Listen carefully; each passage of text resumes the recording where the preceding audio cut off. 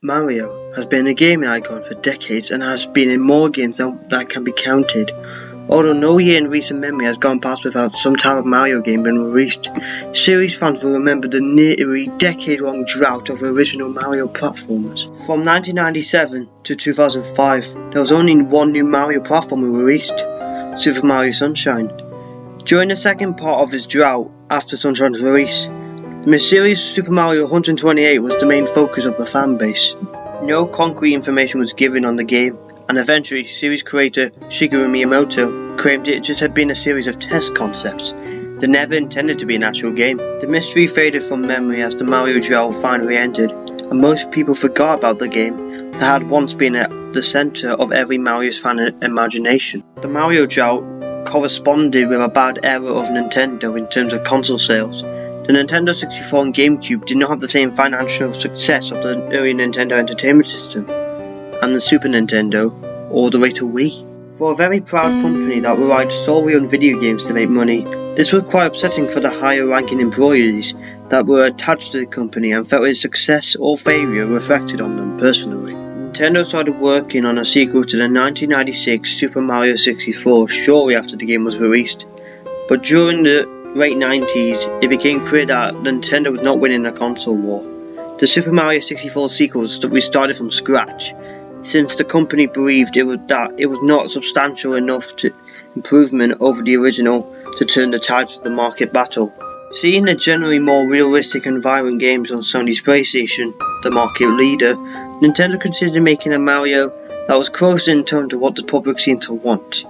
There was quite a bit of internal conflict over how far to go with this new direction, and the new Mario was clearly not going to be ready until Nintendo's next console, the GameCube. The only hint of this that was released to the public was a comment by Miyamoto that he thought Mario and Luigi should act more like grown-ups in their games for the soon-to-be-released GameCube. The new Mario project was ultimately split into two games, Luigi's Mansion, which reflected the darker tone that many felt the series should turn to, although it still toned down quite a bit compared to what some Nintendo executives and developers wanted, and Super Mario Sunshine, which went in the complete opposite direction. Both were released within a year of the GameCube, and Nintendo felt confident that their new system and Mario games would return them to their former glory as market leader. As those familiar with gaming history knows, they didn't. The GameCube did even worse in market shares than the Nintendo 64, and the mass market taste shifted even more forward violent, realistic games. During this period, the somber mood at Nintendo intensified as the darker Mario project was revived, this time codenamed Super Mario 128. This isn't clear exactly what happened at Nintendo during this period.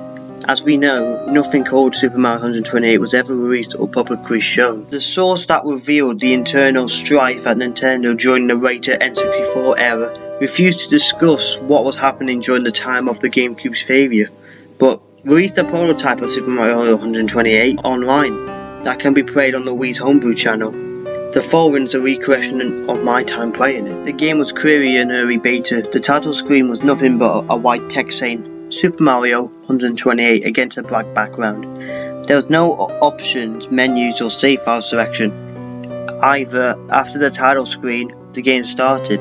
Bowser's Wrath from Super Mario 64 looped in the background, while a plain text box displayed this dialogue. Mario, I have taken Princess Peach, and she will not live to see the sunrise tomorrow, unless you take her place. You know what to do and where to go. Do not try to stop me, unless you want to hasten her death. The game certainly was going for a darker tone. After I made the text box go away, I was thrust right into the gameplay. The first thing I noticed was Mario's character model. His body was as detailed as Super Mario's Galaxy, although a little more realistic prototyped, but his head was taken from his Super Mario 64 character model. Obviously his design wasn't finished yet. The setting was a sky level. There were some simple platforms floating in the air. The rest of the area was just blue sky with several crowds surrounding it in the background. The crowd seemed more realistic than the usual cartoony puffs in Mario games. They were quite graphically impressive. There was no music or full voice samples for Mario, but there were a few effects / grunts when he jumped. The jumping was more subdued than in other Mario games. Mario didn't jump as high as he usually did, and had little control of his movement in the air. The different types of jumps in every 3D Mario weren't present. I played through the level. There was nothing especially notable about the gameplay. Enemies didn't seem to have been added yet.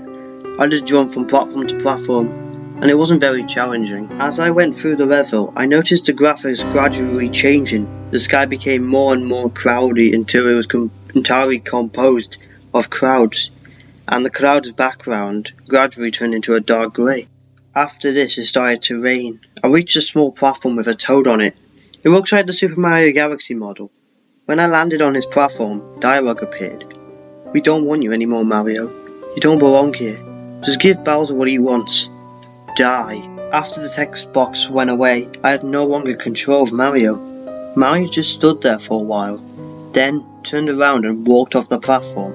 His body seemed to go limp as he fell. Eventually it was revealed that there was a realistic modern city under the sky. The buildings were neglected, but there were still people in the streets. Mario hit the ground with a realistic sounding thud, but he didn't explode or show any visible wounds.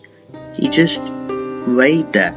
The people in the city just kept walking by ignoring Mario, although I thought I saw a few glances at him with cold, somewhat angry expressions. This went on for a few minutes, and eventually people stopped appearing.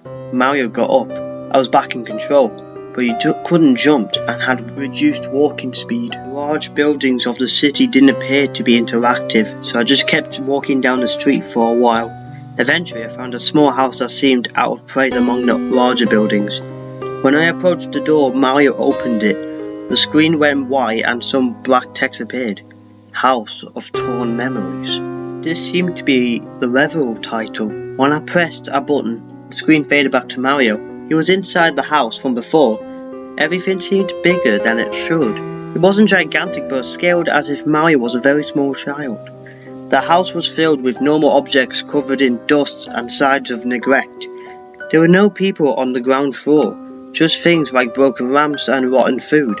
I found a door that opened to our set of stairs going down, leading to a basement. In the basement I found a couch and a broken TV. However, what really caught my attention was that what's on the couch were two skeletons that appeared to be children judging by their size. Due to the scale of the house, they were still larger than Mario. I was starting to get very disturbed by now. How had a Mario game containing this been programmed to this extent? I went up to the skeletons and tried pressing buttons to interact with them or the TV, but nothing seemed to happen. I was about to turn around and look elsewhere when I heard I was nearly scared to death by a deafeningly loud crash coming from the game. What appeared to be Bowser seemed to have broken through the floor from below and landed in front of Mario. I say appeared to be because this wasn't nothing like the way Bowser is usually rendered. The monster in the game had Bowser's basic brownish and yellow and green colour pattern, but looked far more threatening than any Bowser model I had seen before. It was not the Bowser I knew. Its arms and legs were way longer in relation to its body and ended in razor-sharp claws. The green shells didn't look like it had spikes glued on. They were more jagged and organic looking, with the same dark green colour the rest of the shell had. The face had small but intense pure black eyes and a mouthful of jagged teeth that took up far more of the face than it should have. Mario was cowering in fear from this thing. A dialogue box appeared. "You've kept me waiting long enough, Mario. I will taste fresh soon. Will you finally surrender, or does Peach have to die?" I still didn't have control. Mario just stood there shivering for several seconds before nodding his head. Bowser impaled Mario with his claws.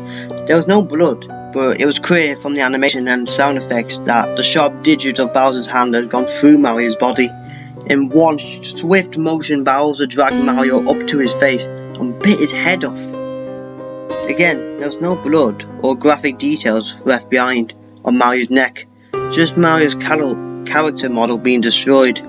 The screen faded to black. In white text, another level name appeared. Mario's Eternal Home. Mario's character model was whole again when the level started. It was the only thing on screen besides the black background. It was floating, as if in space. I could somewhat control it, but it felt more like I was deciding the general direction in which Mario would tumble than fully controlling him. As I drifted forwards, no apparent destination, voices faded in. They were echoing, deep voices telling Mario that he was worthless, that the world had no longer had any use for him, and everyone would be better off if he was dead. High-pitched crying was relayed onto the voices after a bit. It sounded like it was supposed to be Mario's cries. This really disturbed me, and I found myself fighting back tears for reasons I couldn't understand. This was affecting me on an emotional level. The voices and aimless wandering went on for several minutes until I spotted a light grey speck in the distance. I moved towards it. It took a very long time to reach, and grew closer at a much slower rate than it should have. When I was close enough to make it out, I saw that it was a tombstone. It was a very plain one with cracks in several places. When I got right next to the tombstone, I could see writing on it. I turned off the system right after reading it. I'm not going to play the beta or hack or whatever this was again. There was a single word written on the tombstone: innocence.